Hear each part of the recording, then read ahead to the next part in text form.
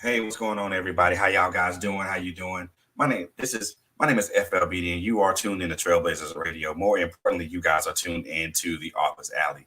I am your host for this evening, and we got a wonderful, great show for you guys tonight. But before we do any of that right now, I do want to throw in a couple of announcements and things of that nature. So we can jump right to it.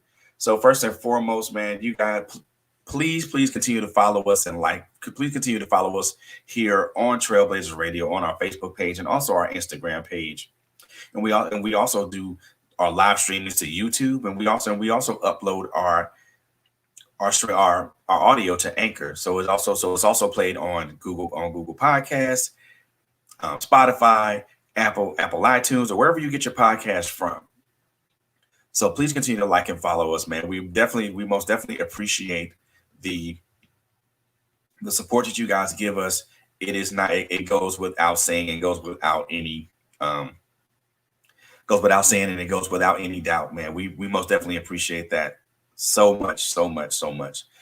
And so I do have one announcement that I do want to make, and I'm gonna be quick, and then we're gonna jump right into the show tonight, and introduce my guest of the evening.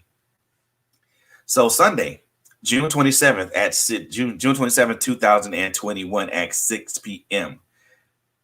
An encore presentation of the life changing stage play, A Changed Mind, written by Russell Tyson. Now, I had this gentleman on my show a couple of weeks ago to talk about this. So this show will be playing again at the Riverside Epicenter Sunday, June 27th at 6 p.m. Tickets are available now. Go to Inspired Images. That's Inspired with an M. Inspired Images Inc.com to purchase your tickets. Also, if you're looking to be a sponsor or be a vendor at this event, by all means use the website address that I just mentioned. Inspired. That's Inspired with an M. ImagesInc.com. And once again, A Changed Mind will be at the Riverside Epicenter in Atlanta, Georgia, June 27th, 2021 at 6 p.m. Tickets are available now. And so, with that being said, now I'm going to introduce my guest of the evening. First and foremost, it's an honor to have this young lady on board with us tonight, man. She's a phenomenal author. Um, and I consider her a good friend. She is she's a wonderful person. So this young lady is the author of the current release, Criminal Justice versus Mental Health: How a Mother Saved Her Son. She is also an advocate and a volunteer with NAMI, National Alliance on Mental Illness, where she served on the Board of Directors, Criminal Justice Committee, African American Advisory Committee, and Sharing Hope Committee. She's currently a facilitator of NAMI's Family Support Group for families with a family member living with a mental illness. She is a criminal justice and a mental health consultant. Those are a lot of hats for somebody to wear. But this young lady does it with class, and she does it with style. And I am very honored to have this young lady come on to the show with us tonight, man. So, ladies and gentlemen, boys and girls, let me introduce to you the author of Criminal Justice versus Mental Health: How a Mother Saved Her Son, and criminal justice and mental health consultant, Miss Rahima Sanders. Hey there, how are you? I'm doing fine. How are you this evening? I am good. Thank you so much for coming on board with us tonight, and just first of all, agreeing to talk about your book, man. You honor me with your presence, um, and I am very happy and glad to have you here. So thank you. Well, thank you very much for inviting me, and I'm excited to be here. So let's just dive in. Hey, let's do that. So listen, first of all, let's talk about this. Let's talk about this book right here, Criminal Justice versus Mental Health: How a Mother Saved Her Son. First and foremost, let's talk about how this whole concept just came about. Okay, well, I will start out by saying that the book is based on a true story. And the concept came about because as a mother who had a child who was diagnosed with a mental illness, and in African American communities, we don't talk about mental illness. Nope. Everybody in their family, you have a crazy Uncle Joe, Aunt Betty, and when you have, especially when you have family gatherings and there's a large group of people around, and they do something out of the ordinary, you always say, oh, that's just old crazy Uncle Joe, or that's just, Aunt Betty, you know how she is, whatever. So, in the African American community, we definitely do not talk about mental illness. There's a huge stigma associated with it. So when my child got his diagnosis, I didn't have a clue or anything, I didn't know anything about mental illness, period. We didn't talk about it in my family. My friends that I grew up with, nobody talked about it. So when we got the diagnosis, as a parent, I was embarrassed. I had all these emotions, that hit me all at once, because I was like, well, dang, how did I miss it? Wow. It was such a feeling of, it was really overwhelming, and it was such a feeling of hopelessness and stuff. So I basically had to figure out everything that's in the book. I had to figure it out on my own. For one, there wasn't anybody that I could turn to, that was in my immediate family or my close friends and get advice from, because again, if they experienced it themselves, they're not going to talk about it. They're not willing to open up and share, because everybody wants to, quote unquote, appear to have a normal family. Nobody wants to have that label or that stigma associated with them. So that's basically how the concept of the book, came into existence, because over a period of time, as a facilitator and a volunteer doing advocacy work for persons who live with a mental illness, I saw so many families, so many mothers who went through what I went through, that, they were trying to figure it out. And by me having already figured it out and gone through that process, it was time to share the knowledge and the information that I had obtained from my own personal experience. So that's how the book came into existence. Wow. And to kind of reiterate what you were mentioning is, again, mental health is something that is, like you mentioned earlier, is something that's not talked about amongst the Black community, because there's an associated stigma behind that, or related to that. You're taught from a young age to compartmentalize things and just, quote unquote, get over it. And that's not true. And just from looking, I read the synopsis of the book, and it really looks like there was a huge amount of struggle, but also a lot of, disappointment and pain in writing this. And just for you to navigate this on your own without any guidance, without anybody to guide you, or even anybody to give you like a life jacket or a life raft to help you when you were in those points where you were just felt like you were in the mire and stuff. That's not only is that impressive, but that speaks a lot to. It speaks to two things in my mind. It speaks to, first of all, your incredible strength as a mother to endure that, and to, without all the help and without all the resources that may or may have not been available.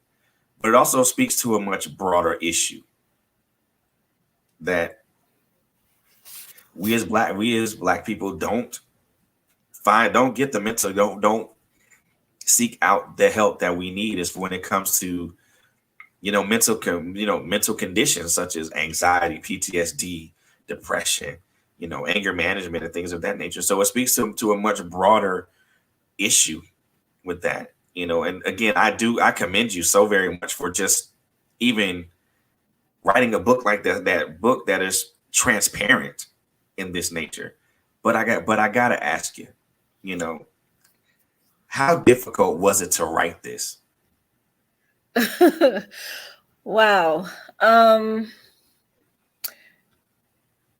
Well, it took me a while to when when the thought first entered my mind, it actually took me 4 years to actually say, okay, I'm going to sit down and I'm going to write this book, because it's hard.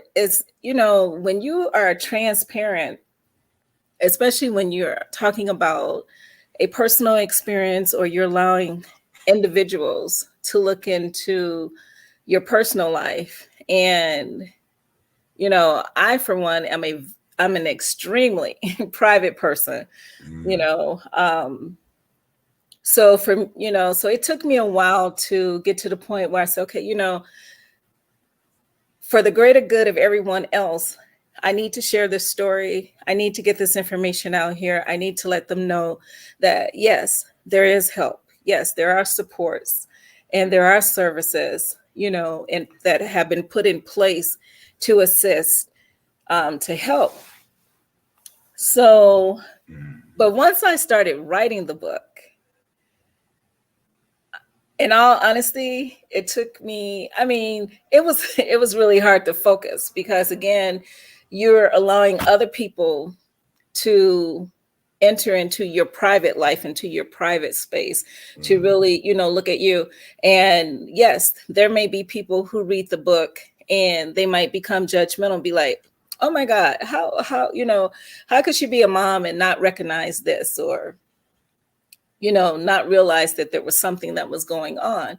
Everyone's going to have their own viewpoint. Everyone's going to have their own opinion. And when you become transparent and open yourself, you expose that vulnerable side of you, then, those were things to be anticipated, things to be expected. But me being the person that I am, I had to put aside my own personal feelings and thoughts and views and put the story out there. Because if it was, in all honesty,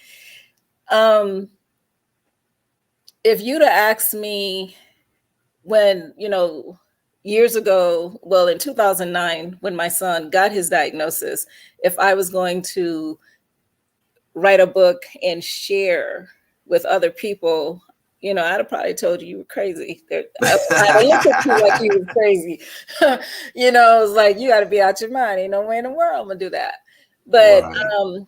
Being a strong advocate, and I'm a very compassionate person. And for me, mental illness, it hit close to home. And as a mother, I know how I felt. I know the emotional drain that it puts on a mother. I can't speak for a father, because I'm not a father, right. But I can definitely speak from a mother's viewpoint.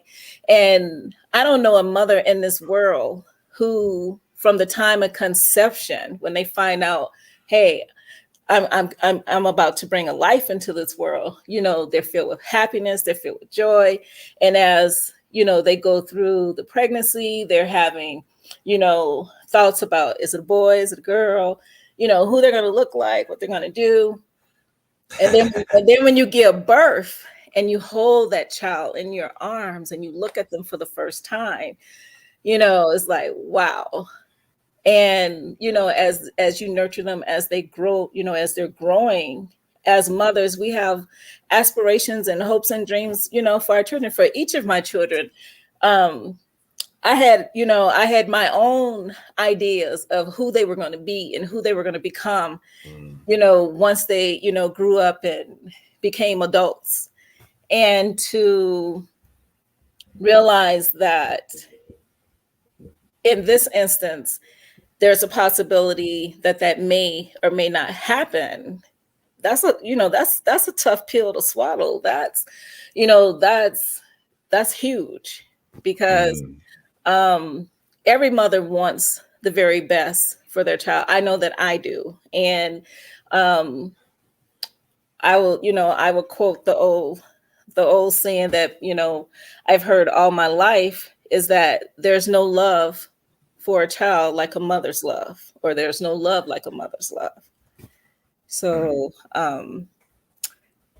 yeah. Well, But at the end of the day, it was, like I said, I had to put aside my personal views and what I thought, what other people was going to say. Because honestly, I don't really care what other people think or say. I've always been a very outspoken person when it comes to something that I believe in and something that I'm willing to stand and fight for. So, right. And it was just a stand that needed to be taken because, again, doing volunteer work and advocacy work, especially with mental health, and seeing the mothers, struggling and, being able to sympathize with their pain, it's like, okay, it's not just something for me to tell them and kind of like guide them through because they're right here in my presence. So yes, I can, share that up close with them and help guide them through. But what about all the mothers and, in the other states, in the other countries, who don't have someone that can say, hey, this is what you do. There's hope. I'm going to help you through this. I'm going to guide you through it. What about those mothers? So that's why I had to write the book. Oof, man. So, I mean, just from hearing that part of it is just, I mean, it's already, in some cases, and I'm going to say this and just be extremely out there with it. In most cases, when it comes to mental health and criminal justice with us, we're already behind the 8 ball because of the simple fact that either we don't seek the help that we need when it comes to mental health conditions, and also when it comes to criminal justice, we're already behind the 8 ball because we're given harsher sentences than other races, and we're more likely to be targeted and or possibly killed in situations to where it shouldn't even happen. But I mean, that's just something I just wanted to put out there, just to kind of just reiterate what you're talking about. And I mean, to write a book of that magnitude, not only does it require an incredible amount of transparency, but I think it also requires an incredible amount of self-control, because it had to be instances to where certain aspects to where you were bringing back to recollection and from what your recollection to the paper, and then to the computer, then to page. How difficult was it to do that, especially when those instances to where you have those strong emotions or like despair and fear? How difficult was it to do that? Did you have to step away from writing at one point to kind of pull those emotions down? Actually, no. And let me explain why. Because you're like, no, but let me explain why. This has been a journey that I have been doing with my son since 2009. And this is a continuing journey. There is no cure for mental illness. Indeed. You don't just take a pill and it magically go away. Because as we know, mental illness affects the brain. Right. And you just can't open up a person's skull and take out the bad parts of the brain and put in, replace it with better parts. If that was the case, then clearly we wouldn't have mental illness at all. It wouldn't even exist. But right.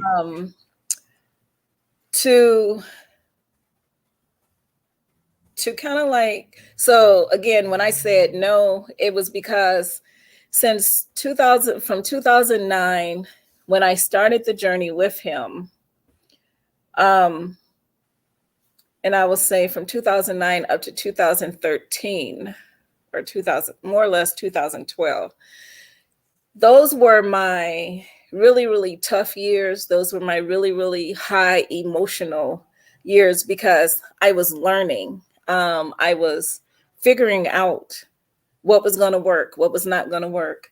I tried different services, different resources.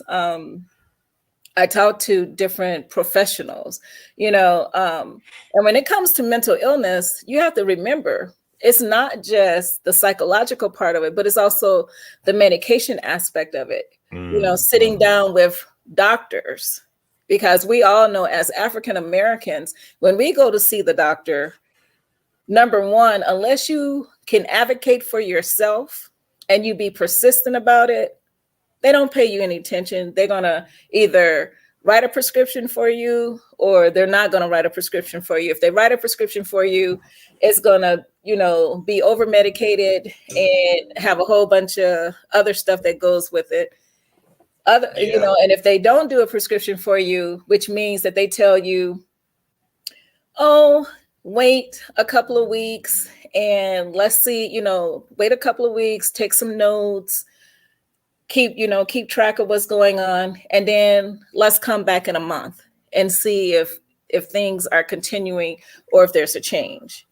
So from 2009 to 2012, those were my most trying months, because those were the years, not months, those were the years where I had to strongly and very seriously advocate and fight for him. I had to stand up to the doctors and say, no, you're not going to give him that medication, because in our family medical tree, we have this, that, and the other.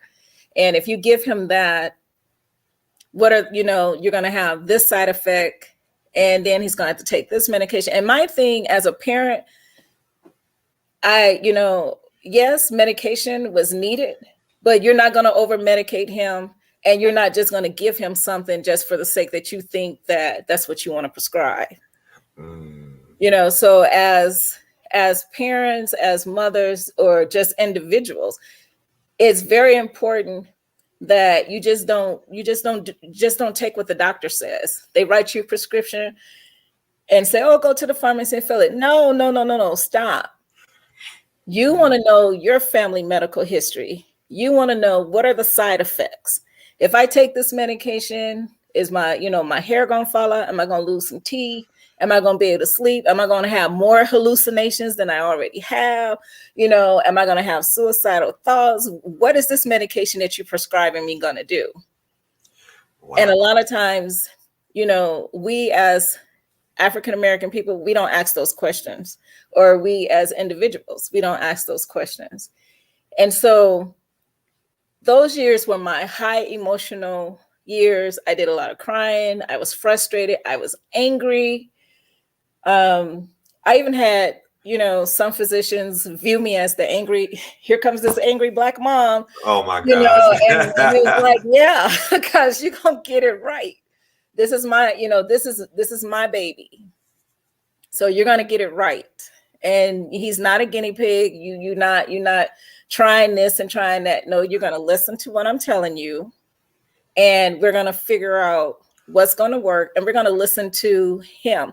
Because again, I want to also, for the parents who are listening to, this interview, if your child is already on medication, make certain that you pay attention to what they're telling you. The doctor may say, yeah, it's going to work. And yeah, they're going to have some muscle stiffness, or this may happen or whatever. But please pay attention to what the person who is taking the medication is telling you. If they're telling you it makes me feel this way, it's doing this to me, it's doing that, take it seriously. Don't brush it off. Don't ignore it. And if you have to go back to the doctor's office, go back to the doctor and say, hey, this ain't working. Find something else. Because 9 times out of 10, we are responsible for advocating for our family member or a loved one who has the diagnosis. And a lot of times they can't advocate for themselves. So we have to be their voice. We have to empower them through us. That's really, really important. And so as I sat down and started writing the book, I didn't have to walk away from it, because again, I have, through helping so many other people, is I won't say it's just a normal thing for me, but and I can't say that I'm desensitized to it. I would just say that God allowed me to go through this for a reason.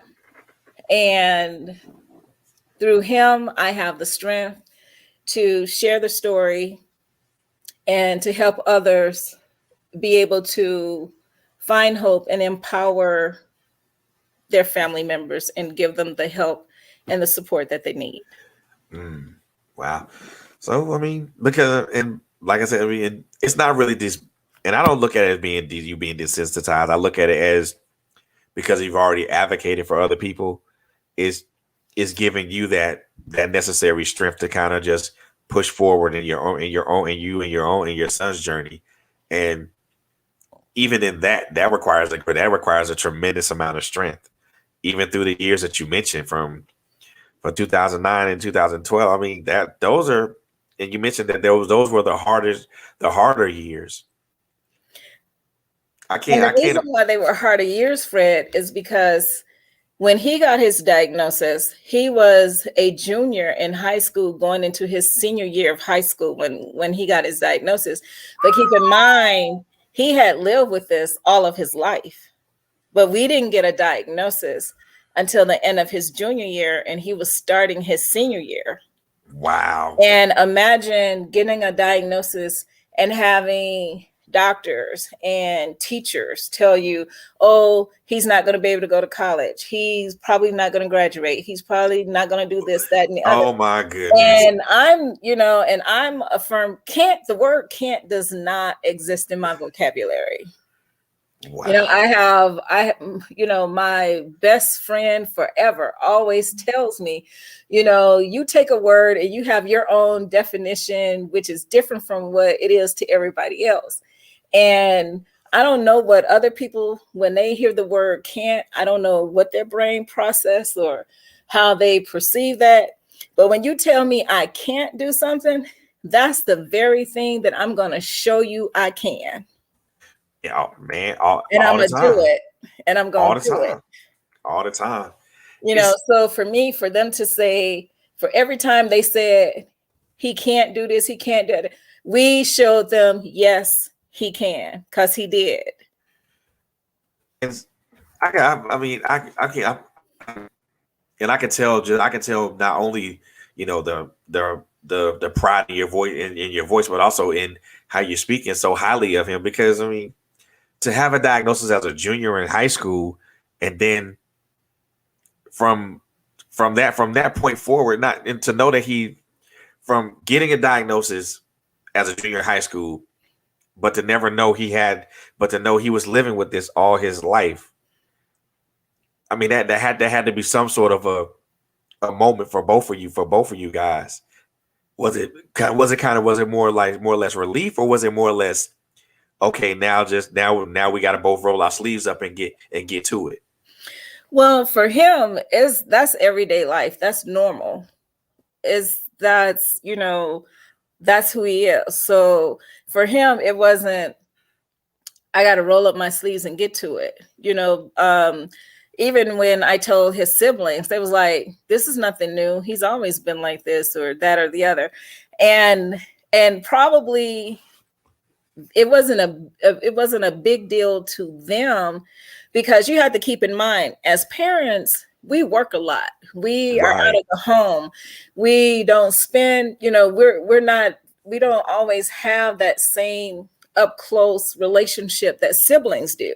You play with your siblings, you do all kind of stuff with your siblings that you don't do with your parents. And a lot of times your siblings see so much more than what your parents see. We see it all the time where you might fuss at your son for not doing this, that, the other, and then it be the younger sister or brother that comes and say, well, Dad, he's been trying really hard and he was doing this and he was doing that. And then you'd be like, oh, okay, well, I guess I was kind of hard. I'm gonna lift the punishment, because again, the siblings, they have a different relationship than the parent and the child actually have, because they're seeing it from one viewpoint and we're seeing it from another. And Right. so for him, it wasn't like I got to change my lifestyle, because, and that was part of the struggle that I talk about in the book that I know most parents can identify, because when a person has a diagnosis, if they have always functioned at a certain normalcy for them, when you try to tell them they need medication, they be like, I don't need it. It don't work. And it took me a while to figure out why that was. And it's Right. because medication brings them back to the baseline where they've always functioned. It doesn't, Right. put them in a new bracket. It basically keeps them, at the same level where they've always been. Mm. And it's not until they go off of the medication and decompensate that you, as the parent, the caregiver, actually get to see, wow, the difference. So for me, I was the one that went through being angry and frustrated and, oh my God, I'm a bad mom. Oh. How did I miss it? And here's the thing, the audience might be thinking, well, wasn't he acting out? Wasn't he doing this or that? He was always an honor roll student. He was, outgoing, happy kid. Didn't really get into any trouble. Didn't bother nobody. So for me, I thought he was like, the rest of his siblings. I didn't know that there was anything going on. Life is normal, right? Yeah, everything, everything was fine. So Yeah. so yeah. I'm pretty sure it had to be like those questions that you asked yourself once you got the diagnosis. I'm pretty sure that was like, and I know one of those questions that I know for me would be like, how could this happen? Why why my child? Why right now? Things of I that had those nature. conversations, when, and I wouldn't be telling the truth if I said I didn't have those thoughts, and I didn't question other people. My question always came to God. Why me? Why I got to go through this? Mm. What did I do? What did I not do? And one day I asked God, I said, why me? And he said, why not you? A lot of times we go through stuff and we don't want to go through it and we think it's not fair or whatever. But, we be asking God, well, why me? Why it had to happen? Well, why not? And it's interesting because after he got his diagnosis, I was going to school, finishing up my criminal justice degree because I was considering going to law school. Mm. And I have like 30 years of legal experience under my belt. I've practiced in every area of law that you could think of. I can do everything except, I can even go to court and represent you. The judge probably wouldn't let me. And in some instances, I have been able to stand with the defendant and advocate on their behalf, for them and the family. But I said that to say when it comes to law, there's not too much that I don't know how to do.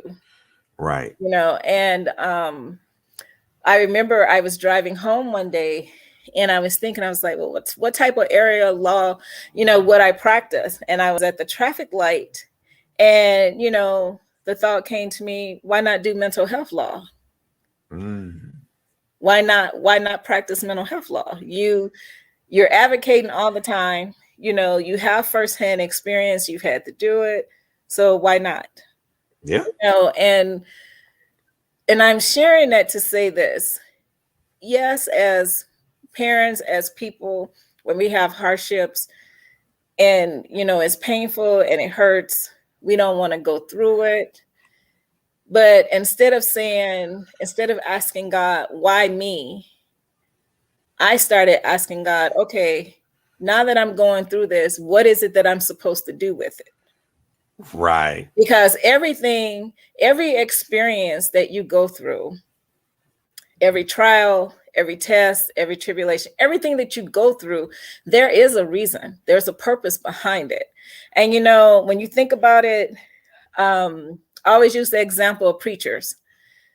How can you tell someone, how can you tell someone who uses drugs to stop using drugs if you've never used drugs? How can you tell a prostitute to stop selling her body if you've never been out there on the stroll? How can you, in other words, how can you tell somebody to do something that you have not ever experienced in your life? How can you identify with them? How can you relate? Can't, because You you know, haven't walked. so I in turn look at the journey that I'm going through after all these years with my son that will continue until, you know, God says otherwise. If I had not gone through the experiences, the pain, the disappointment, the anger, the, you know, beating myself up thinking I'm a bad parent, I'm a bad mother, I wouldn't be able to tell someone else that, yes, it's going to hurt. You're going to be disappointed. You're going to beat up on yourself, but there is hope. There, you know, this is not the end, and you can get through this. Oh, You yeah. know, if I hadn't gone through it, I couldn't tell anyone else. Yeah. And the funny part about that is when you say, and again, it goes right back to the fundamental question that we always ask ourselves when we're faced with difficulties or difficult situations, and we always ask God why, and the answer is always going to be the same. Well, why not? You know, we never look. I don't think we ever look at the implications of the answer to the question that we ask, because you mentioned it earlier. You know, why not? Why not? Why not you? You know, it's not, and it's really not. And to me, it's not about being strong or being more intelligent or anything of that nature. So to me, it doesn't equate into that, because hell, God used ordinary people to do extraordinary things All the time. and they don't have to be high up and anything like that. I mean, no, I mean, Paul was a wicked person, and God used him to his glory. So I mean, you don't have to be a higher person to do all that. I mean, when you ask God why and he answers you why not, just know that, I will say, and you hit a nail on the head with it. Just know that it's something that God sees in you, and he knows that you're going to be able to endure it, and you're going to be able to push through and make it through, and again, for writing a book such as this, for a time such as this, I mean, I commend you for that, because it's something that is so desperately needed. And because, again, we as Black people don't take our mental health seriously, and we don't, and we literally, in some instances, we all know the criminal justice system is maligned against us. But I mean, in some instances, what could you possibly do? But and it kind of segues into what I want to talk to you about. So how does the criminal justice aspect play into this book? Hold on just a minute. Sure. You know how you take a deep breath and your air go down the wrong way? Yeah. That's what happened. So, no, I didn't get choked from the question. I just took a deep breath and air went down the wrong way. So, how does the criminal justice part play in this? Okay, I'll give you an example. There was a young man who, I don't know if he was on his medication or if he was off his medication or what exactly was going on, but he got pulled over. And when the police stopped him, instead of him giving them his name, he gave them the name of his brother. Right. And so they gave him, well, actually, when they checked his identification. They was like, well, you were clearly not your brother. And they took him to jail. Family went and got him out of jail. Family sent him out of the country. So when he came back, the authorities had already flagged his name, his correct name. So when he entered back into the country, they immediately took him back to jail, set bail at $3,000, and didn't set bail at $3,000. He was looking at a fine of like $3,000 and possibly a year or better in jail. And so even though his family was trying to explain to them he has a mental illness, he's never been into trouble before, whatever, they weren't trying to hear that. It didn't matter. Of course. So we went to court, and when the prosecutor showed up, they had a conversation with the prosecutor, explained this is the diagnosis. These are some of the signs and symptoms that happen. Given the fact that when they pulled him over, he probably panicked, whatever the case was. And it's not, in my personal opinion, I don't see where it's a crime to say, to give them your brother's name, but I guess it's a big deal. But long story short, after talking to that prosecutor, she said, this is what I'm going to do. You're going to go up before the judge and you're going to admit that this is what you did. But instead of me asking for prison time, I'm going to, ask that portion be dismissed. And instead of you paying a $3,000 fine, you pay a $300 fine. So I gave that example because it shows a good outcome for a situation in the criminal justice system with someone that has a mental illness. The flip side to this is another example of where there was a prosecutor. There was an incident where a young man headbutted a police officer while he was clearly decompensated, was not even in his normal thinking self, and was transported to the hospital because, his doctor testified and said, hey, he's been off his medication for X number of days. I need him to be transported so we can get him back on his medication, yada, yada, yada. And so they took him from the jail, took him to the treatment facility. The parent had to show up for court still, because once you get a court date, somebody still has to show up for that court date. Right. They don't just say, oh, well, they're in the hospital, we can take that off the docket. No, somebody needs to show up. So the parent showed up, the prosecutor showed up. In this instance, the prosecutor was like, I don't care if they're in the hospital. I don't care if they were off their medication. I want to go forward with charges. I want jail time, and was adamant about pursuing this thing all the way to the end. Oh my gosh. And the attorney representing the family said, okay, well, we have mental health courts. Can we transfer it over to mental health courts? Because clearly this person, has a serious diagnosis. They cannot even help in their own defense.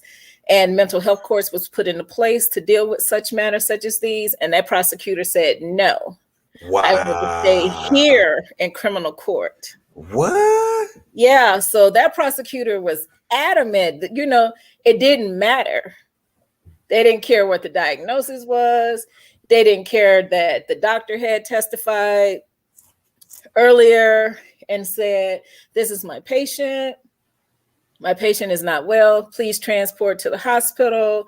They didn't care that the person was in the hospital. The doctor's trying to, get them back stabilized on their medications to, back to their baseline so that, they could go home and be with their family. That didn't matter. Ooh, oh my goodness. And it went to such a degree where the prosecutor told the parent, I know that your child is in the hospital. If I really wanted to, I could have made them bring them here for this hearing. What? And I thought, oh my goodness. I thought to myself, are you kidding me? Oh my goodness. Are you kidding me? So how criminal justice plays into this, you're going to have some attorneys or prosecutors who you're going to tell that, and you're going to bring proof, this is their diagnosis, this is their mental health, this is what's going on. They've never been in trouble with the law, never had as much as a citation. And you're going to have some prosecutors who are going to be compassionate, who, first of all, not only are they compassionate, but they've had some mental health training or some knowledge or something. They understand, that this is a disease. This is not really the person, intentionally and purposely doing this, the other.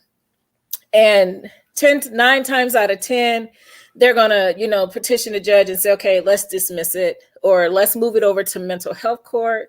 I'm going to dismiss it out of the criminal court, but I want it moved over to the mental health court. And what this does, when it goes over to the mental health court, they assign a case manager to work with your family member. They assign a social worker. And then once they assign the case manager and the social worker, they will give you a probation officer who is just for mental health court, who will say, okay, you're going to check in with me maybe once every couple of weeks. And the role of that probation officer is to make certain that you're medication compliant, that you're staying on your medications, that you're not taking your medications, because 10 times out of 10, when a person who has a diagnosis stop taking their medication, that's when they encounter law enforcement, because they are more symptomatic. For example, if you have a person that has a diagnosis of schizophrenia, when they stop taking their medication, their hallucinations, their paranoia, however there's the symptoms of that disease plagues them, intensifies immensely. Wow. They're to the point that their reality is so distorted. Sometimes you just stand there and there's no words. All you can do is stand there and just listen and watch. Wow. Because it's like, wow. So the role that probation officer plays is, yes, you're going to meet with me sometimes they do it once a week. They might do it twice a month. And it's basically to make certain that they're still medication compliant. And that's the good side of it. But then you have the bad side of it, like I said, where you have some attorneys who want to make a name for themselves because one day they want to be the county attorney, and they got aspirations of going from being the big head of the county to running for mayor, and from mayor to, whatever. So they got these aspirations. So they're going to try to stick it to you every chance they get. There's no compassion. There's no empathy. There's nothing. Wow. So that's where the criminal justice piece falls into it. Because if you look at our jails, and I never will forget, in fact, in Minneapolis, there was a man who was in the county jail. His family told them he has this diagnosis. He's not on his medications. Please take him to the hospital. He needs help. They didn't listen. Somehow he got a hold of a pencil and literally poked his eyes out. Oh. And of course, they end up having to pay the family this huge sum of money, but that's something that could have been avoided if they had just listened. And see, the examples that you gave, I mean, it speaks to a breakdown, a complete and total breakdown of the criminal justice system as a whole, how it approaches, mental health, patients who suffer from mental illness, and also how law enforcement respond to individuals in crisis. And I just look at that as like the second example that you gave me. I was like, you can't be serious right now. To have prosecutors or lawyers who are compassionate and understand that that this is something that's real. It's not imagined. It's not fake. It's not faking, or it's not doing anything for show or trying to get attention. This is what that person is experiencing is real to them as it's gonna be.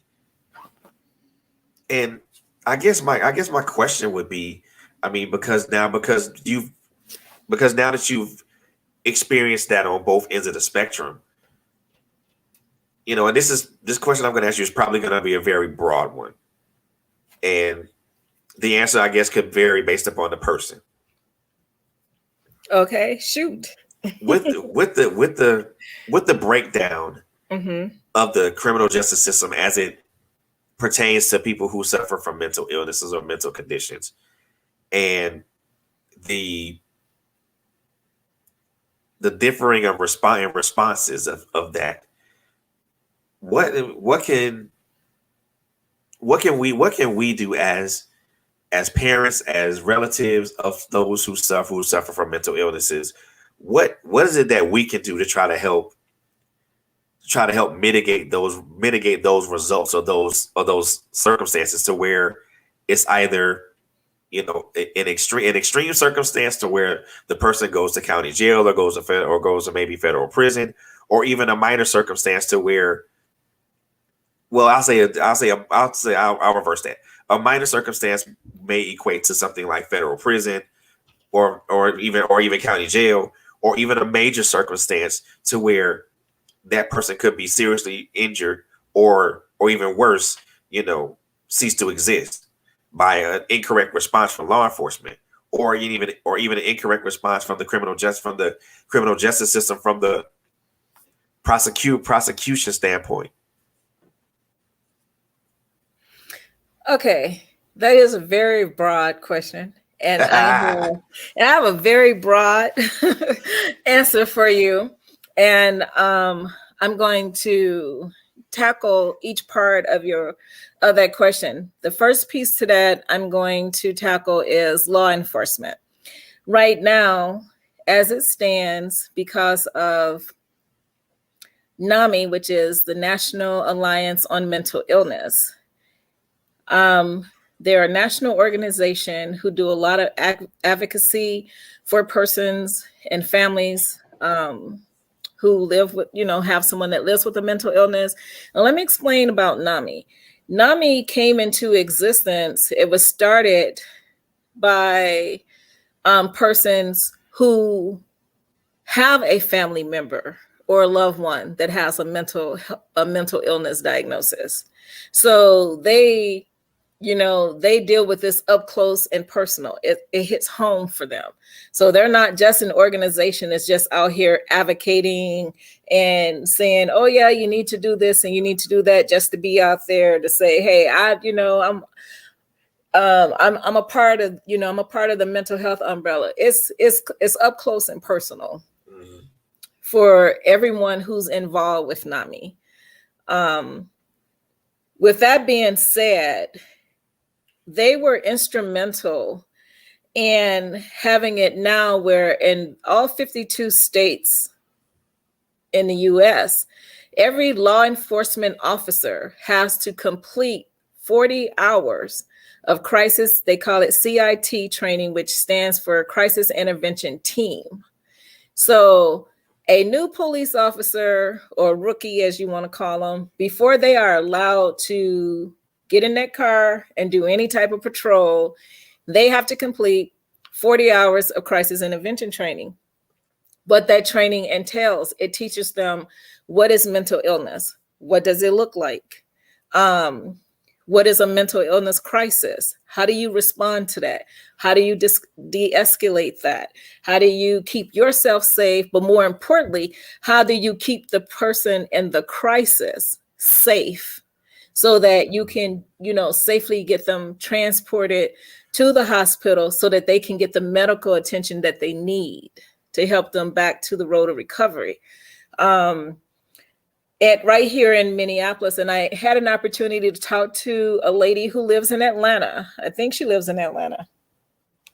And she is still a law enforcement officer, or she may have retired, but she was telling me, because I was telling her about the crisis intervention training, and we somehow started talking about mental illness because she has a daughter that lives with a mental illness, and and we kind of like touched about, different experiences and stuff. And I had mentioned that in Minneapolis, or in the state of Minnesota, we have officers who have completed this, this training. She said, oh yeah, they have to do the same in Atlanta as well. And so I think and applaud NAMI for, being very instrumental in that, because what that means now is that when a law enforcement officer shows up on the scene and you tell them that your loved one or your family member is in a mental health crisis and this is their diagnosis and they're not on their medication, they automatically where you automatically just see the change, the shift from them. Okay, so let me explain. You automatically see a shift in the police officer who shows up and do not know that this is a mental health crisis situation. They think, okay, it's disorderly conduct or whatever the case is. I'm reporting to this 911 call. Once they are informed that, hey, this is a mental health crisis, this person has this diagnosis, you immediately see the change, because now they go from being the law enforcement officers who just showed up on the scene for a disturbance call to now, putting their crisis intervention team training into play. And I have witnessed this numerous times on so many different occasions. And I have to say that for those officers who, have completed, successfully completed their crisis intervention training, because again, they have to do 40 hours. And we all know that yes, you're going to have some officers who, although they have the training, they might not, implement the training that they have. But I will say, and hopefully that is a very small, like a dot that happens. But I will say that the majority of the law enforcement officers who show up and you tell them that this is a mental health crisis, they are going to do everything that they can, first of all, to try to calm, help your family member, your loved one become calm. They're gonna appease them. Let me give you an example. My son went off his medication, had been off his medication for a few months or so. Case manager sent the police there for a well check for them, to check on him and whatever. And he was the most belligerent. He called the police officers. This is a Black man, keep in mind. He called the police officers everything but a child of God. I mean, literally cussed them out from head to toe. And was up close and personal in their face. He wasn't from no distance. He was up close and personal. The officers never laid a hand on him. They never, they did not become aggressive with him. They, was talking to him very calmly. Yes, sir, we understand you're upset because you don't know why your case manager feel like we needed to come here. But, clearly she has some concerns. And, even the more agitated and worked up that he became, they were 100% calm, wow. and had, and got him safe. They called the ambulance and, had him safely transported to the hospital. And, I have to commend them, because any other time we know that in this day and time, most police officers, you call them anything, you looking for, it's a beat down. It's something gonna happen to you. Yeah. Something gonna happen to you. And so I have to answer the first part, because you mentioned law enforcement, and I have to, I have to tell the truth, and I have to, say, hey, they are doing their job when it comes to responding to mental health crisis. And but what we have to remember, and what I want those listening to remember, is that if your family member is in a mental health crisis and you got to call 911, please tell the dispatcher,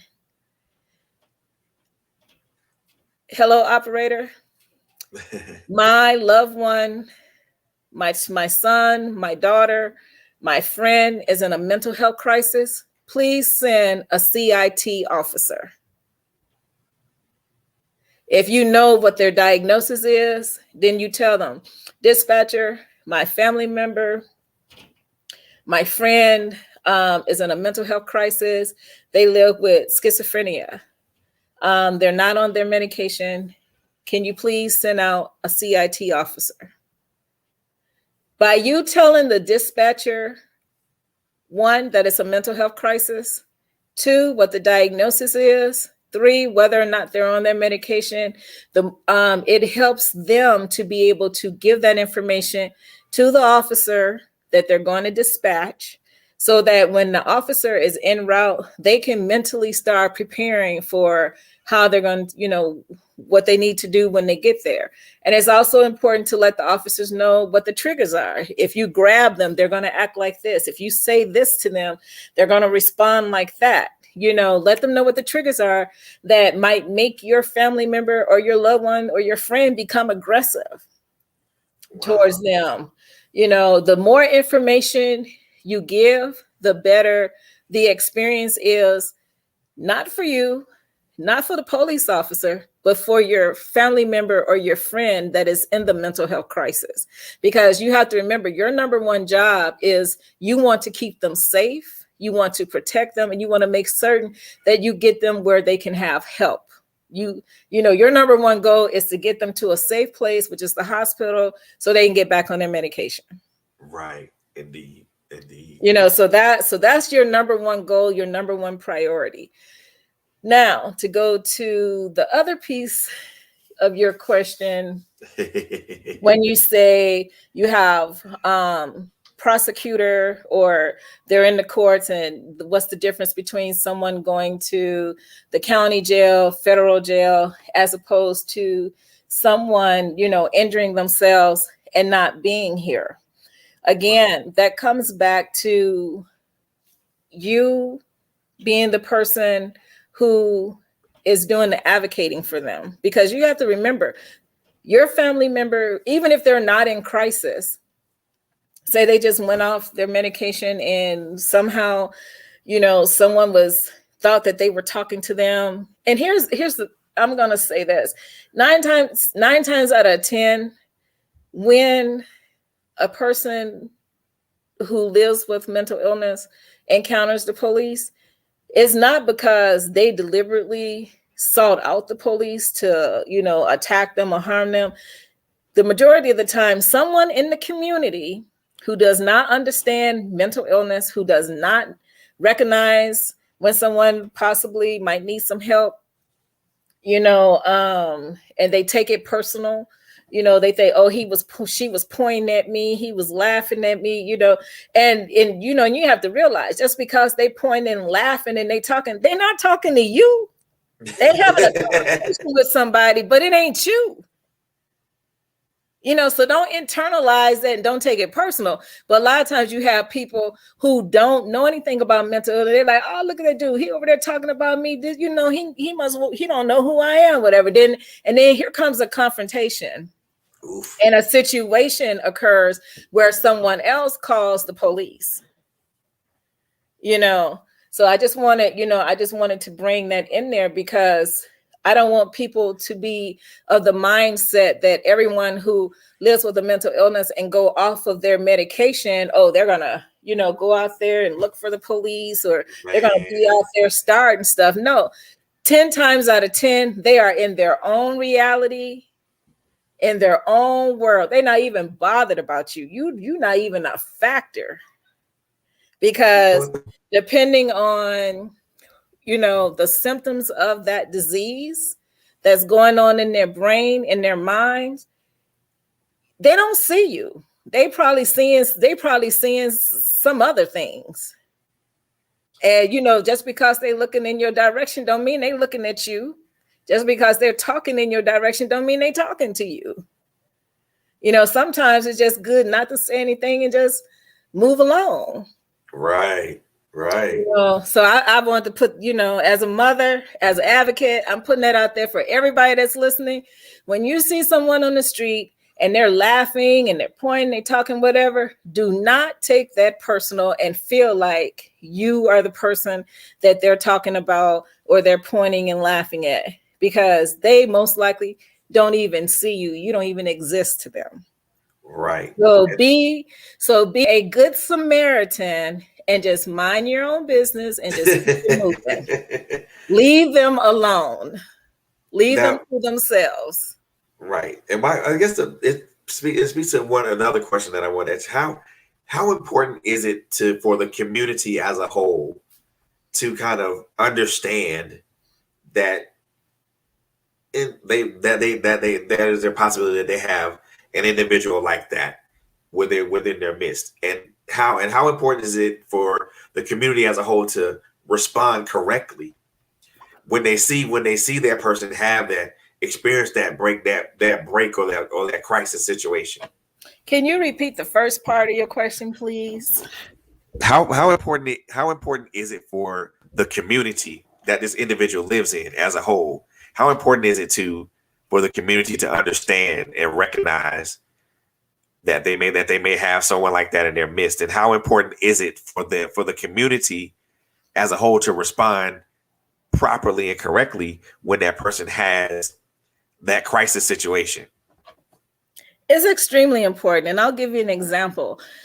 I lived in a neighborhood with my son where everybody, and you had houses and apartment buildings up and down on both sides of the street. And my son is a very outgoing, happy person. He's very helpful. If he see you trying to bring in some bags or something, he's going to hold the door for you. And if you're a female and you're trying to bring some bags in, so he's going to come and carry some of them bags for you and hold the door for you.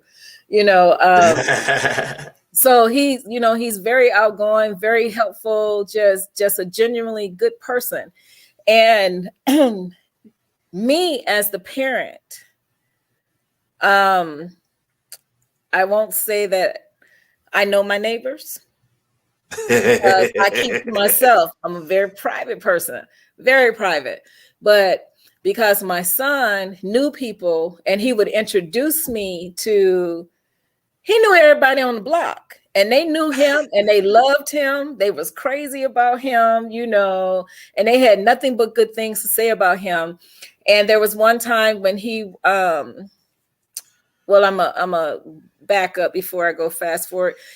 Once he would introduce me and say, hey, this is neighbor so-and-so, so-and-so, and so-and-so. So then, after the introductions, and a lot of times he said, oh, Mom, don't worry about it. I already told him, I have a diagnosis. I might act strange sometime, and if I do, don't take it personal. That's, act strange. When he say act strange sometime, that's his way of saying when I go off my medication. Because again, it's a constant struggle with a person with mental illness when it comes to medication, because again, remember, medication does not cure the disease. Right. It just helps them maintain the normalcy that they've always lived with. Right. So to them, they don't need it. It's not working. And they will stop taking the medication. They'd be like, I don't need it. Especially if you got a 16, 15, well, I ain't gonna say 15 because they shouldn't even be doing that. You got a 17, I'm gonna exclude the 16-year-olds either. But if you got 17, 18, 19-year-old son who loves girls, and hey, just because they have a mental illness don't mean they're people that they don't have feelings, they don't have desires, that they don't experience the stuff that we experience, because they do. Right. And if your son is taking medication and he wants to be with his girlfriend and, he having some issues, well, dang, he gonna stop taking medication because, number one, I don't need it because it ain't working. But now the side effect is causing this, that, or the other to happen. So you have to keep it. Yeah, so there's other factors that play into a person living with a mental illness going off of their medication. So, right. I just threw that out there because I want people to be aware, and just think about it. Put yourself in their shoes for a moment. Right, just imagine for a second, what if it was you? And I tell people all the time, and not only, people out in the community, people that I come into contact with, that I advocate for, or I'm educating about mental illness, I tell them all the time, people who live with a mental illness see the person and not the disease. They are not the disease. They are people. They are humans. They have feelings. They have hopes. They have dreams. They get sad. They be happy. I have a dear friend who, lives with a mental illness. She's married, has two beautiful children. Right. And, and functions every day. If you can't look at her and say, oh, she has a mental illness, she's got a disease. No. And even when you find out, they are not the disease. They're still people. They're human like us. So, treat them the way you want to be treated. You wouldn't want someone to label you, so don't label them. Got you. And to get back to how important it is, once the people in the neighborhood found out my son had a diagnosis, and I've always been a working mom. I've always worked. I've never been just a person that could just sit still. And, it's just not in me. I constantly, I gotta be on the go. I gotta be doing something. Exactly. But when I would come home, if they noticed that his behavior had changed, and and he seemed and he didn't seem like himself. When they saw me, they told me. When they didn't see me, they would come knock on the door. They'd ring the doorbell and say, hey, I noticed that, he doesn't quite seem like himself or whatever, and for me, I thank them. Number one, I thank them because you don't have to be concerned, but you are concerned. Right. And number two, it lets me know that you care. Right. So as a community, we until we come together and we recognize that it is a disease and that the disease is not the person, and start seeing them as people, as humans, as individuals, we'll never break the stigma. Man, that is we will never break the stigma. And it's the ignorance of the stigma, the ignorance of not being informed, of not having the education. And when I say education, I'm not talking about high school diploma, college degree, masters, and PhDs. No. When I say education, I'm talking about taking the time to go to your local NAMI office, and they have free trainings all the time, free education all the time. Anything that you want to learn about mental illness, you can go and it's free. They'll send you the information even if you don't want to go take the class, but everything is free. We as a community do not have an excuse for ignorance when it comes to mental illness. There is no excuse. There is so much free education out there, and people who are willing to take, who don't get paid for their time. I'm one of them. I'm a volunteer. I facilitate a family support group. Okay. I'm out there advocating and helping people all the time, educating them. Why? Because I want the stigma broken. Right. And until the communities come together and and start taking responsibility and acknowledging that these are people that, it could be your son, your daughter, your sister, your brother, your mother, your father, cousin, uncle, auntie, on down the line. Think about it. How would you feel if someone didn't recognize you as a person, but saw you only as a disease? Say you have cancer and they don't see you as Fred, they see you as the cancer. Say you have diabetes, they don't see you as Fred, they see you as the diabetes. Right. And now I get what you're saying when you say that, because what's far too often, especially when it comes to mental health or mental illness, which is what we've been talking about here, is they look at when someone has that type of condition, they look at they see the condition and they automatically equate the person as the condition, and that's so not fair. That's so not fair. It's so backwards to even think that, because that there's still a human being underneath. They still bleed red when you cut them. It's just Exactly. it's just that certain aspects of their life, or certain aspects of how their life is, how their daily activities are, is just slightly different from yours, and they may have a few more challenges than you may have as an individual. And I hate the simple fact that when someone says, like, and I'm just gonna be transparent with you, right? As here, but I mean, and I think everybody that listens to us or that watches us, I probably said this more than one time. I personally suffer from PTSD and anxiety, and sometimes it is a little difficult sometimes to maneuver in this world, because when you tell somebody that you have those things, they look at you, right? They look at you as anxiety. They look at you as PTSD, and I'm like, whoa, hold on, wait a minute.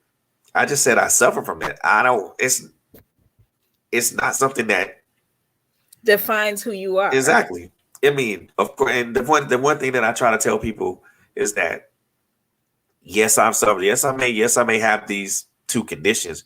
It doesn't. It may occasionally interrupt my everyday life, but that's not who I am. And the funny part about it is, I've come across so many people who I won't necessarily say like me, but I come across so many people who are either suffering from something maybe such as depression, anxiety, anger management. They may be suffering from an eating disorder or something of that nature. And the funny part about this is I actually work I actually work with a company that primarily with an insurance company that primarily deals with mental health. And I hear it and I hear it and I hear it every day. You can tell when you speak to some people that they're having a bad day. And even though I'm in the customer service aspect of it, I can relate to it, and I try to give things to people how they, better ways to try to cope with their day and things of that nature, and it helps them. But to look at someone as a condition, especially when it comes to mental health, first of all, it's unfair to the person. It's very unfair, and it's demeaning to that person, because now you've equated a person with a condition that they're going to carry along with them for the rest of their days, and there's a stigma attached to that. Yep, there's definitely stigma, and as I was saying, until the communities take responsibility and and say, you know what, I'm going to learn all that I can learn about mental illness so that I can be a help and not a hindrance. And when I say a help and not a hindrance, you have some people that might live in your neighborhood and know that you have a mental illness diagnosis, and see you in your reality where you are talking to yourself or whatever, and they exploit that. They laugh at you, they make fun. That's not cool. It's not cool, because let me help everyone understand something. At any given time, you can have something occur in your life so traumatic that that your mind just snaps. They call it a mental breakdown, and you may not ever bounce back from that. We are all one traumatic experience away from being diagnosed with a mental illness, whether it's PTSD, whether it's anxiety. I have a fear of heights, and some people would label that as anxiety. For example, I went to the Twins. I live in Minneapolis. The Twins. Yeah. I don't know what they're doing, because I ain't been following baseball. So you Minnesotans who are listening in, don't get mad at me. But I went to the new stadium because, they built this beautiful, fabulous stadium. And I never forget, me and my girlfriend went, and I was like, I don't do heights. And she's like, it's going to be okay. It's going to be okay. And I'm like, oh, I don't know. Right. So anyway, got up there, got in a little chair, some little narrow chairs. Oh my gosh. Not no big wide chair, little narrow chair.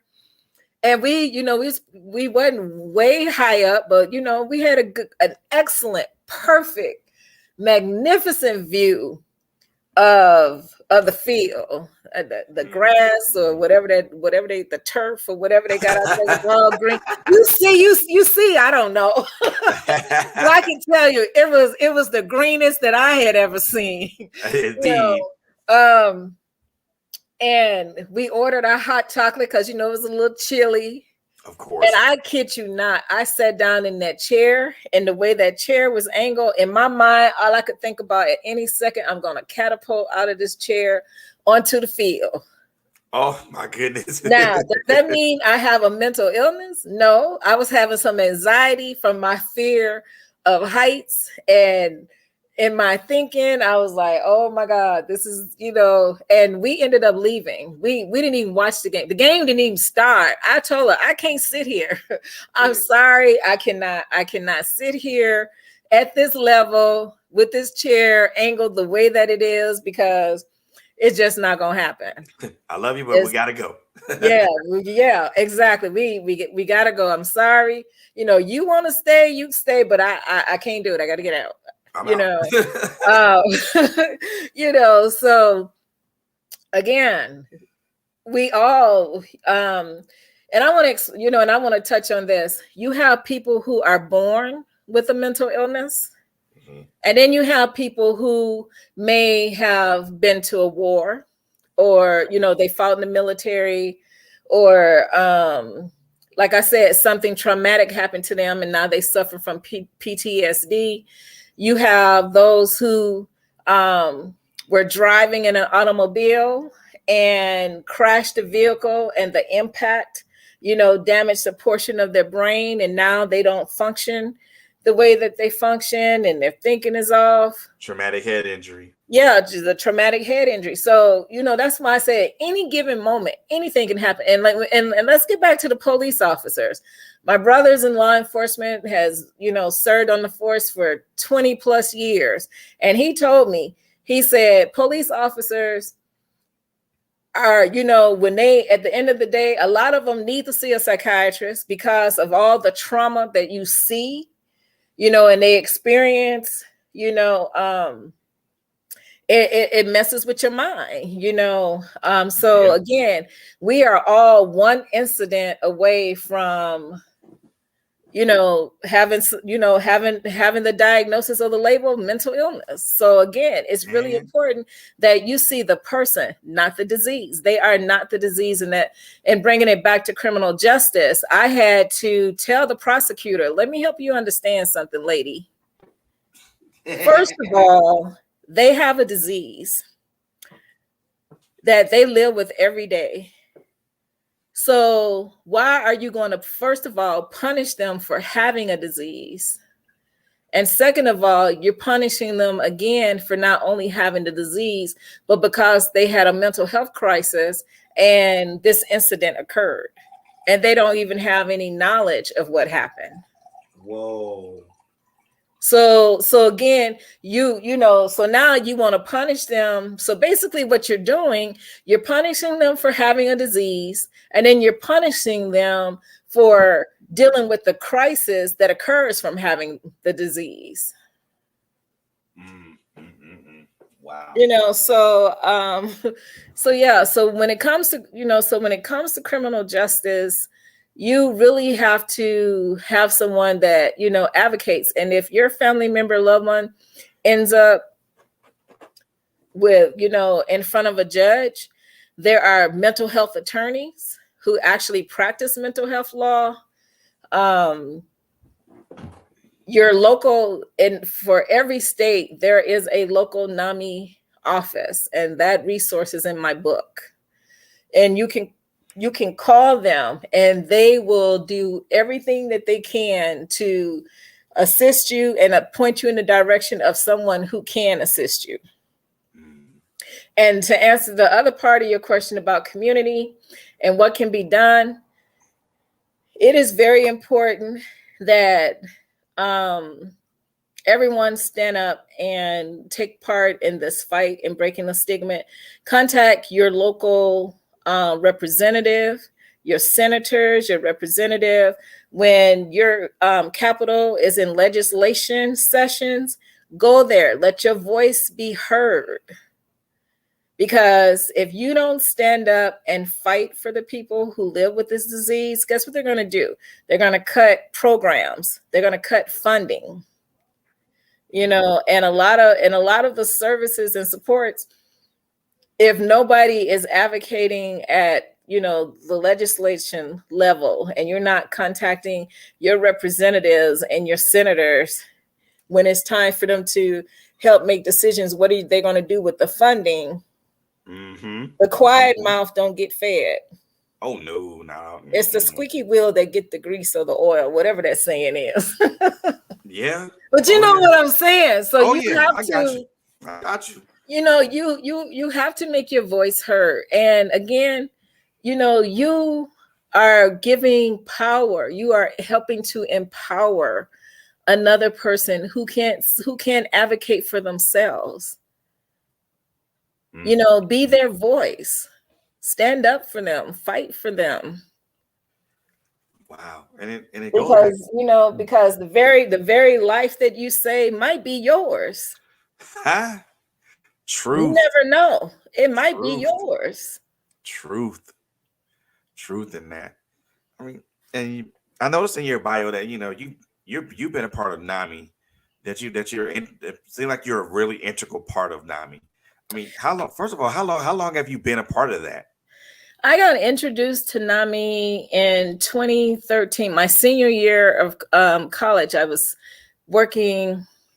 I was completing my bachelor's of science in criminal justice. And I was in the classroom with a lot of people who were going into law enforcement, and the other half was going into homeland security. Ooh. And keep in mind, my criminal justice degree, you know, people look at me, the people that know, they look at me, they're like, no, not you. So my specialization in my criminal justice degree, my specialization is the mob syndicate, sexual offenders, forensic psychology. Wow. And I can't remember the last one, but yeah, I chose, you know, I went for the bad people. I went for the sex offenders, mob syndication, forensic psychology.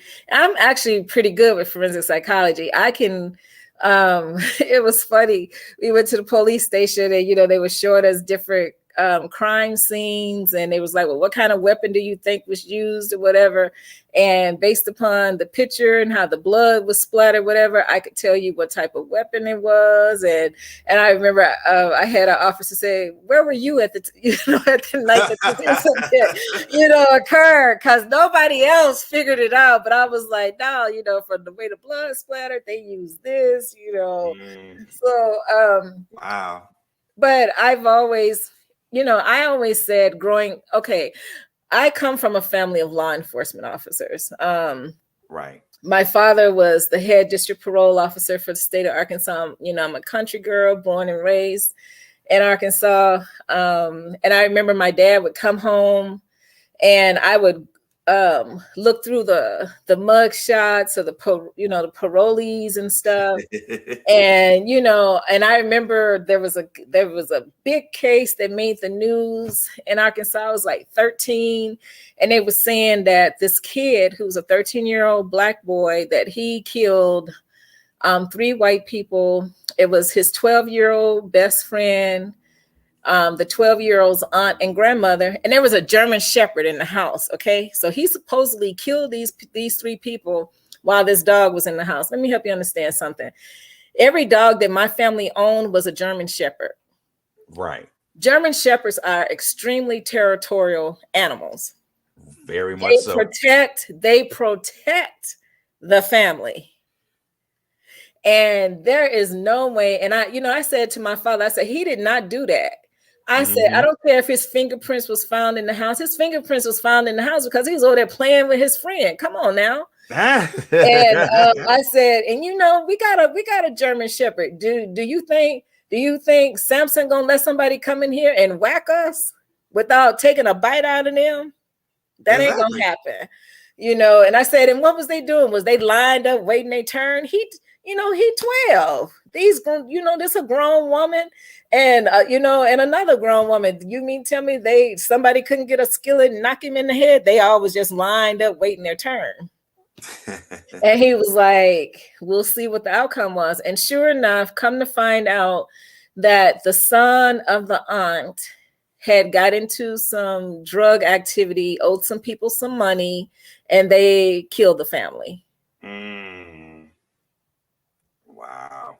But they again, you have in the South, you have where they take, they want to pin it on, again, an African-American young man who, and I told my dad, I said, he has repeated every grade. So that lets you know that he's struggling with some things. He didn't do that. Nah. But again, that's the criminal justice system. Hey, they're gonna pin it. If you there, they're gonna pin it on you. You're gonna be guilty until somebody prove you innocent, instead of you being innocent until proven guilty. Indeed, exactly. And I mean, the one thing that I've noticed just from talking to you is just that this is a very strong point for you. Oh yes, I'm extremely passionate when it comes to mental health, mental illness, because number one, it hit close to home. there, you know, I would be lying if I said that there were days that I still don't, you know, I have my moments when my son might go off his medication, or he don't even have to go off his medication. He might just have one of the moments where he's just revved up about something, or you know, whatever. And as a mother, I still have those moments, you know, where I experience not so much the pain, and I won't say disappointment, but my heart goes out to him, because why? That's my baby, that's my cub. Exactly. You know, and again, I always tell people all the time, if you want to see the dark side of me, mess with my babies. Don't mess with my cubs. Okay. And keep in mind, my children are full grown. My baby is 29, but he's my baby. Mm-hmm. You know, so yeah. So you know, so my heart, you know, it pulls on my heartstrings. And you know, and as a mother, that, you know, that's the reason why I wrote the book, because I can identify and I can relate to the mothers, and I can empathize with the fathers. Again, I'm not a man. I don't really know, because you know, men are taught from a young age, you know, you got to be tough, you don't cry, suck it up, and you don't show your emotions, you don't show no feelings. You know, they got to be this hard shell all the time. So I don't know how fathers identify. Well, I would just say that over the course of the years, I will say that his father has come to terms and is learning how to identify with him as a person. Right. You know, and not be in denial. Because that's, let me let y'all know something. That for parents, the biggest thing is denial. You're going to be angry, you're going to be frustrated, you're going to blame yourself, but then you got that denial to deal with. No, you know, they don't know what they're talking about, they tripping, it's just not my child. Yeah, you know, you go through that whole denial. You're going to experience every emotion that you can imagine. But just know, at the end of the day, you are not alone. Indeed. You are not alone. And, you know, for those who get the book, and I will, if you don't mind, I will tell them, the book is currently right now on Amazon. And yes, for a limited time, I'm gonna put that out there, for a limited time, the book that you can get the ebook for $2.99. If you have the Kindle app, if you have the Kindle app, you can download it and read it for free. If you want to buy the paperback, it's $5. And people was like, I remember when the book first went live and was out there, people was like, are you kidding me? The book $2.99, $5. They're like, you ain't gonna make, how you supposed to live? And let me help y'all understand something. I didn't write the book so that I could become wealthy. I didn't write the book so that I could get rich. I wrote the book to help make a difference in the life of someone else. I wrote the book to help empower those who feel hopeless, who feel alone, who are in despair, and as you know, and they're questioning God, why me? I wrote the book for you. For those people, I wrote the book for them. I wrote the book for the mom whose son or daughter, or maybe her husband or another family member has gone off their medication, and they've encountered law enforcement, and they're possibly looking at prison time, and they don't know what to do. I wrote the book for them, because in that book, it tells you what to do. It tells you, I break it down. I make it very easy for you. It tells you exactly what you need to do and how to go about it. I wrote the book for you. For the mother, for the parents, you have a minor child who's soon to be turning 18. Get the book, because what you want to do you want to become their court-appointed legal guardian, do not wait until they turn 18, because it's going to be like pulling teeth and nails.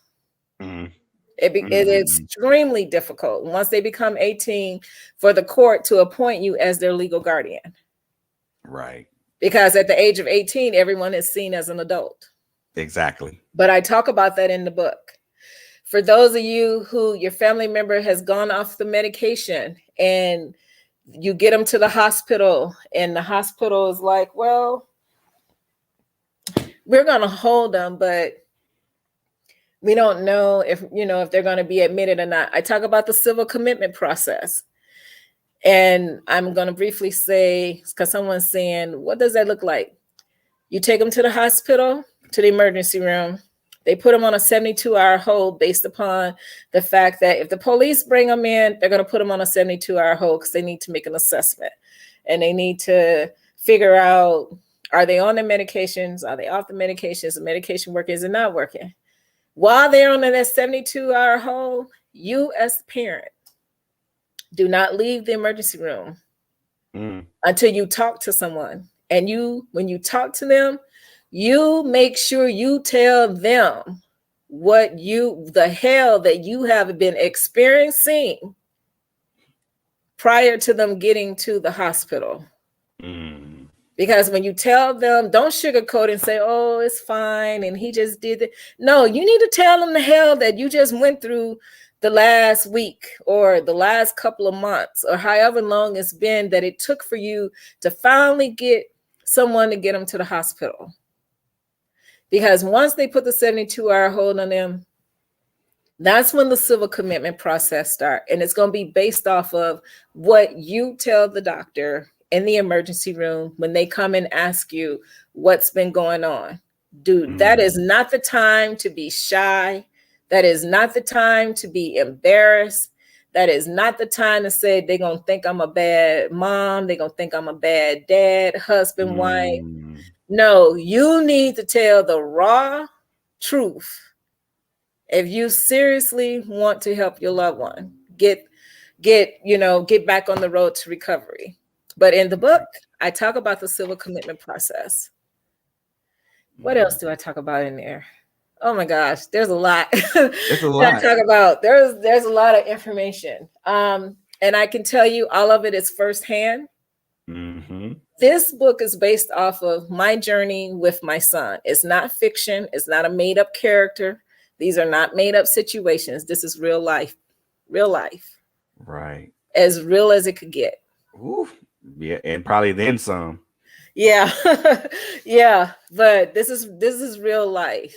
And I put myself out there so that it could help you, help your family member or your loved one. And you that are listening, if you know someone, stand up, get the book for them and say, hey, I'm not trying to get in your business, but I think this might help you.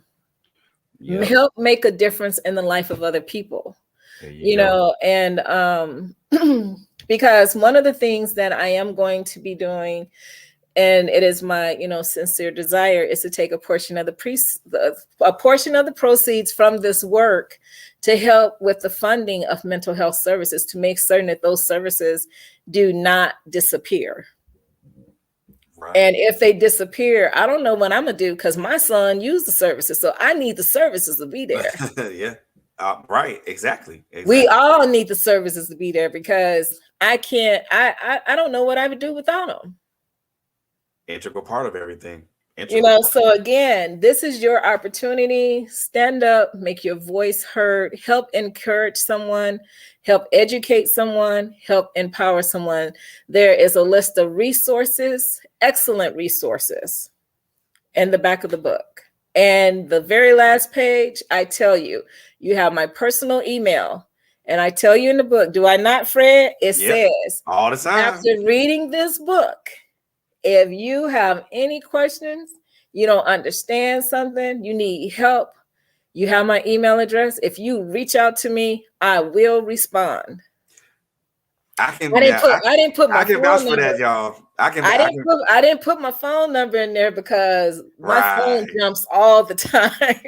Exactly. My phone jumps all the time, but I check my email every day religiously, Now, I can personally faithfully vouch for her, every y'all. day. I can personally vouch for that statement when she says that she gonna wait. If you send her an email and she responds, she responds, and I can vouch for the simple fact that she does put her email in her books. I've got a couple of her books, and her email is in the books, so I can personally vouch for that.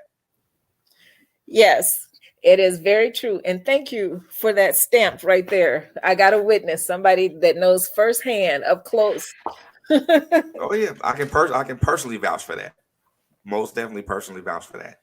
Yeah, but I just hope, that, my sincere hope again is that this book truly is a blessing to someone, and that, it brings hope, and that for those who, like I said, that didn't know where to start or where to begin, I hope it points you in the direction, and you start to see a difference.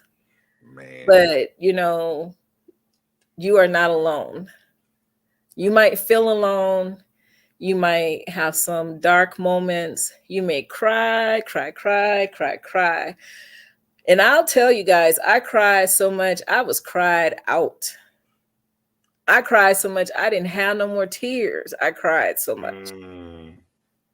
All I could do was groan. So I've been there. Yeah.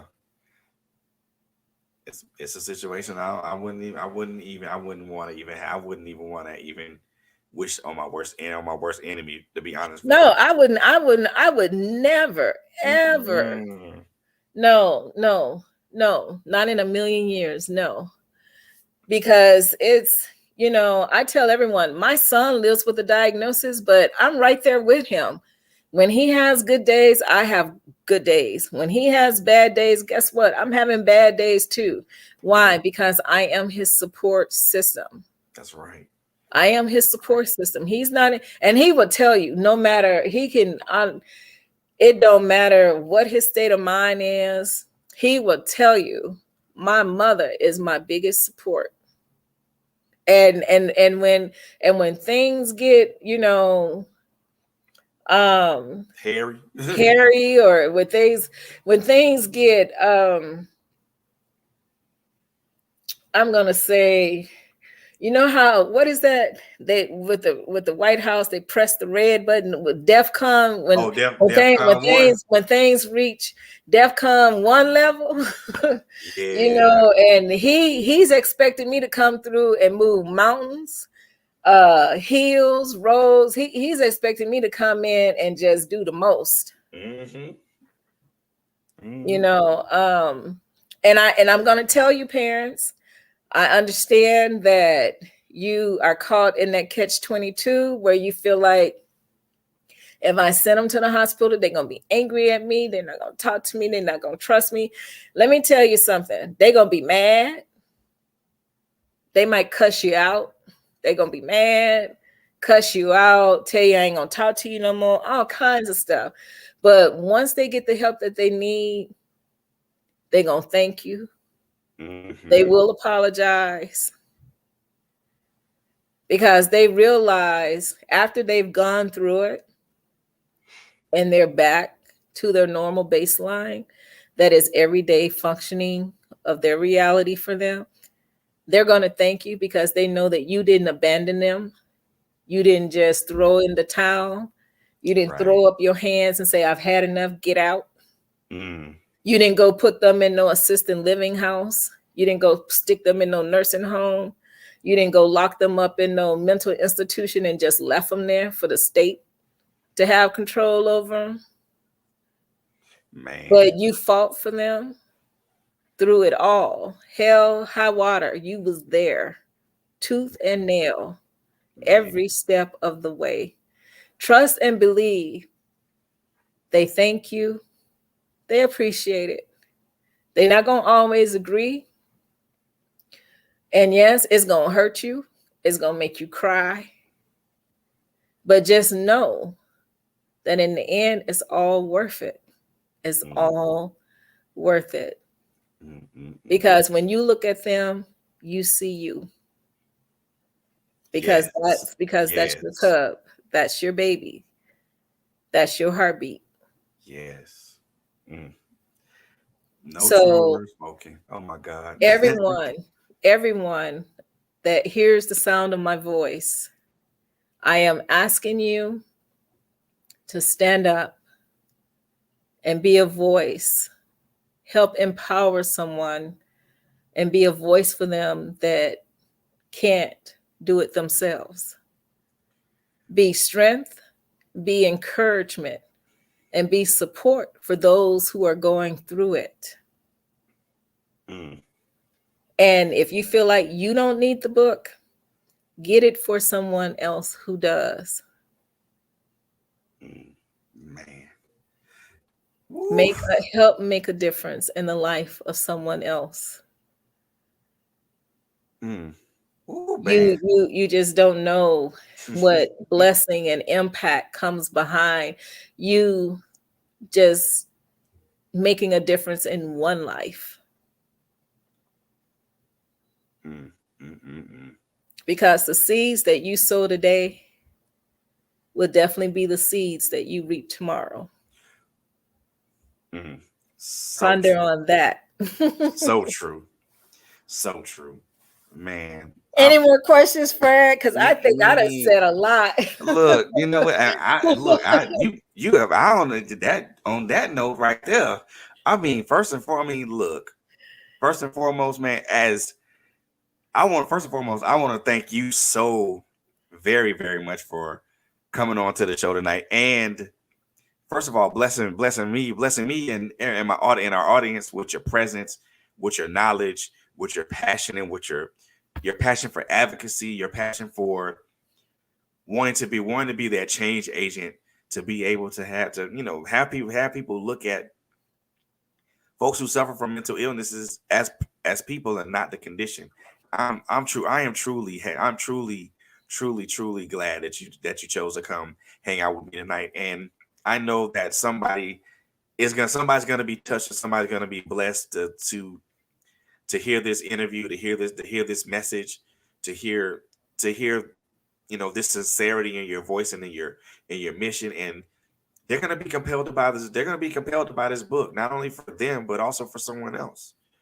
And they're gonna be moved to change.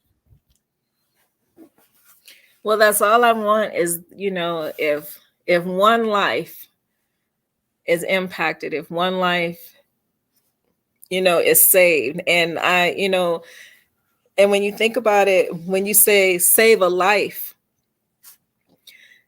and when it comes to mental illness, when people feel that there's no hope, when they are in despair and they feel like there's nowhere to turn, there's no one that they can talk to, nobody understands, that can take a person to their breaking point. It can. And we don't, and nobody knows what your breaking point is until you get there. That's right. So you can't never say, oh no, I would never do this. Oh no, I would never. No, you can't say that because you don't know. You do not know until you get there, until you are staring it in the face. You don't know. Man, that's so true. That's so true. So I am, like I said, when it comes to mental health and advocacy, I am extremely passionate about it because it hits close to home. I've seen it up close and personal, not just with my son. I have worked in the field as a mental health specialist where I have taken care of people that have every diagnosis that you can even imagine. So don't get it, don't be like, oh, she just only, advocates for her son, or she advocates for people that she know. No, this is me. Yeah. This is what I do. Because if you can, especially when it comes to the person that lives with the disease, you showing them compassion, and you trying to help them live the best quality of life. And let me help y'all understand something. They said that my son would never live on his own. My son would never work a job. My son couldn't go to college, that he wouldn't graduate. You know, they said all these things. Well, let me tell you something. I'm here to tell you this evening, he has been living independently on his own for 4 years. He has his own apartment. Immaculate, Fred. You could go there and eat off the floor, okay? Immaculate. He does his own grocery shopping, his own lunch. He does everything himself. Okay, he gets on the bus, he goes out into the community, he goes to the mall, anywhere that he thinks he wants to go, anything that he thinks he wants to do, he is doing it. Okay, he graduated school, high school with his diploma. Why? Because, you know, it took advocacy. It took me going in there and telling them, look, you're not finna put no label on him. You're not finna put him in no special classes, and you're not finna treat him differently. It might take him a little bit longer to do some of the assignments, but guess what? They're going to get done, because there's no such thing as can't. And I can tell you that, you know how the high school students have to do the exit exam for the English and the math? Yeah. He scored 33% higher on both exit exams than what was needed. He went to the community college and took classes. He worked as a cashier at the Goodwill.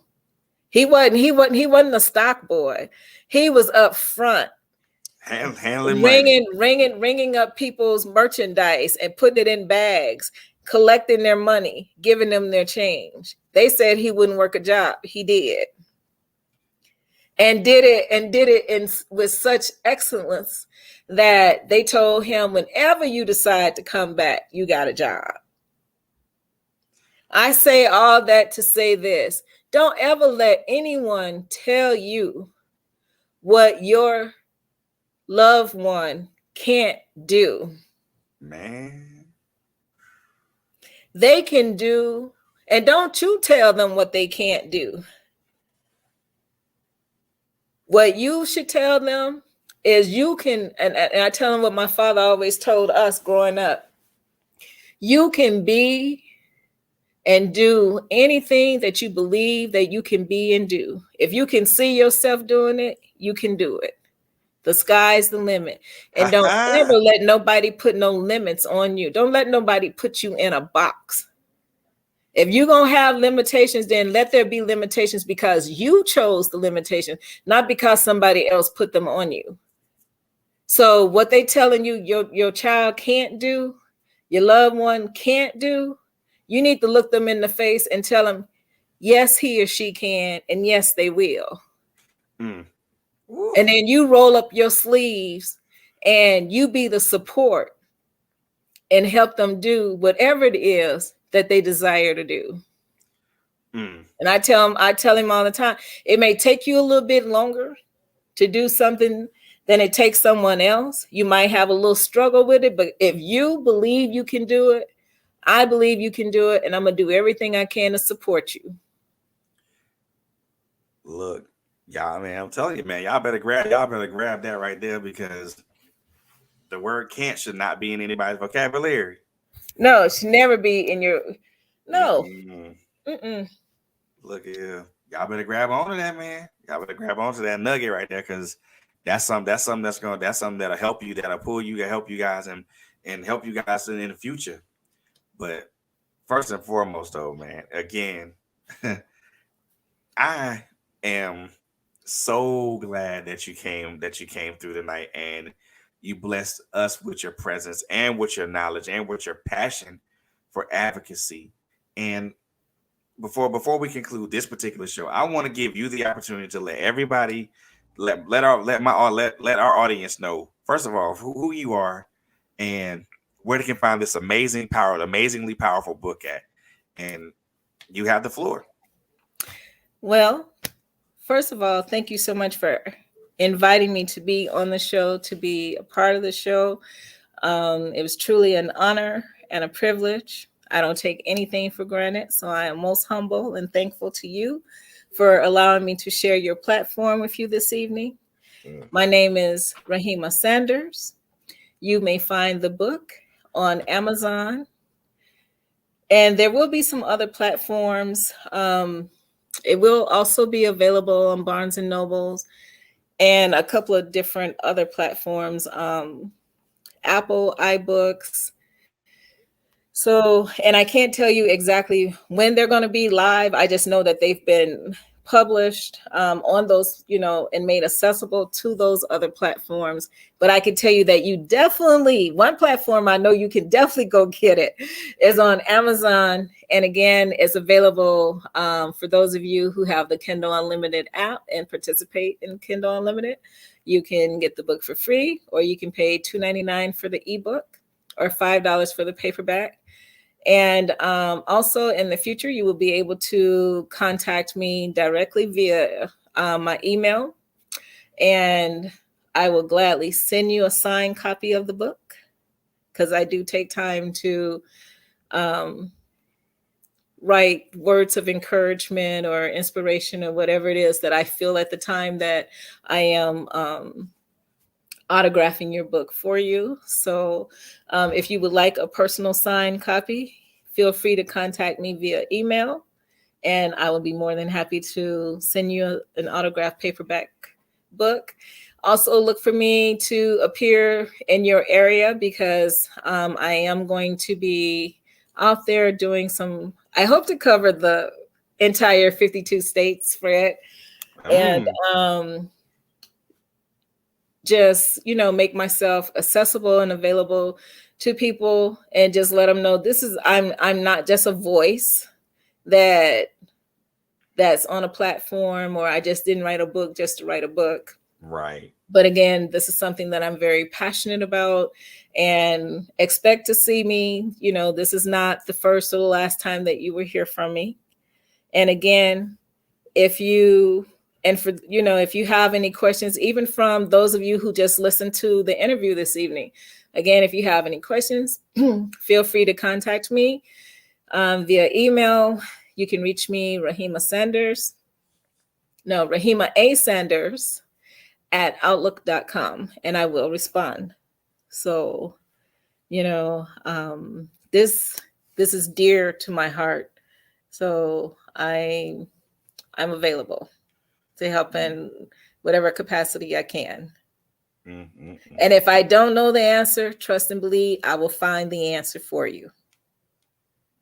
Man, that's so powerful, man.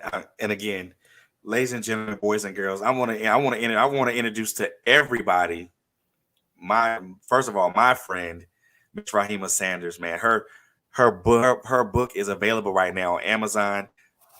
$5, man. $5.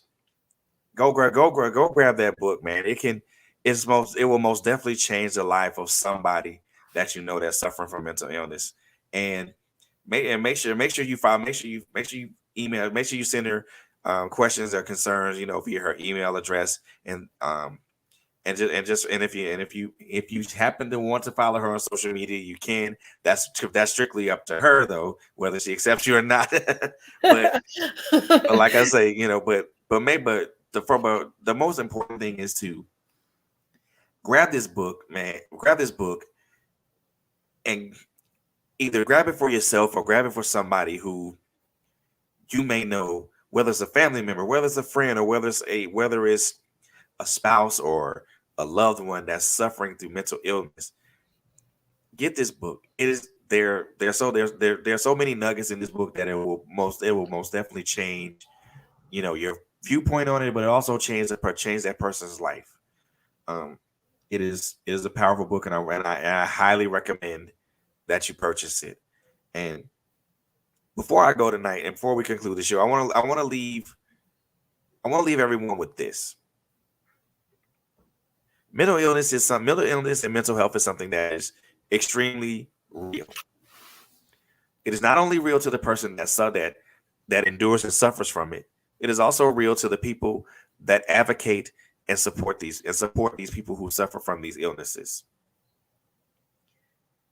Advocacy and support is something that is truly needed in this particular realm, because without support and without advocacy, these people at their most vulnerable can and will suffer. It is important that we not only as a community, but also as human beings as a whole, understand that mental illness is not a crutch. It's not a death sentence. It's not a handicap. It's not anything that holds someone back. It's just something that occasionally hinders a person's day-to-day outlook and day-to-day living. With the right care, with the right advocacy, with the right nurturing, with the right love, and with the right support, anyone suffering from mental illness can live a full and happy life. It is up to us as advocates, as supporters, as law enforcement, as criminal justice advocates and prosecutors and public defenders and other lawyers to be those advocates for one of our most vulnerable populations on the planet, not only in this country, but also on the planet. It is my hope. It is also the hope and wish of my guest that we continue to advocate for these people, because sometimes, in most cases, they're not going to be able to advocate for themselves. So we have to be the ones to stand up for them and stand with them. Ladies and gentlemen, that's going to conclude this episode of The Author's Alley with FL Beaty here on Trailblazers Radio. Again, I want to thank my special